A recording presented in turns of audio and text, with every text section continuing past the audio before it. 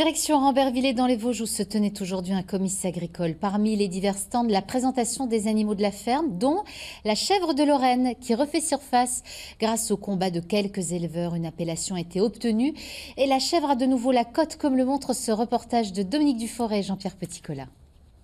Ici vous avez un magnifique spécimen, un magnifique bouc lorrain.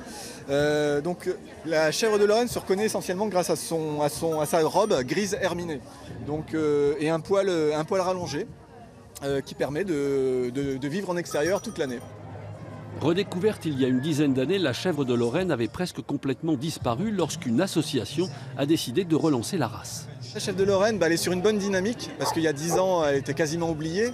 On en comptait moins de 70 animaux.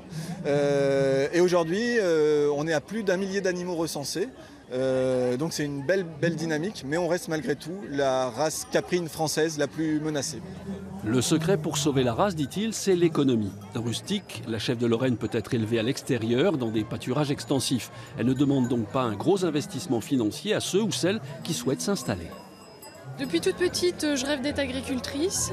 Donc ce qui m'est apparu le plus évident, étant une fille, étant née en ville et n'ayant pas de parents agriculteurs ni rien, c'était les chèvres. Et donc en Lorraine, autant faire des chèvres de Lorraine. Je me suis dit que c'était le plus simple. Mes parents avaient des chèvres dans un terrain pour nettoyer. Et du coup, je me suis pris de passion. J'ai été à l'école agricole et j'ai voulu commencer les démarches pour m'installer. Normalement, on va avoir une création d'entreprise cette année pour faire de la transformation de fromage. Tondeuse écologique tout-terrain, la chèvre de Lorraine se fait peu à peu une place dans le paysage agricole local et elle n'a eu aucun mal à séduire les enfants.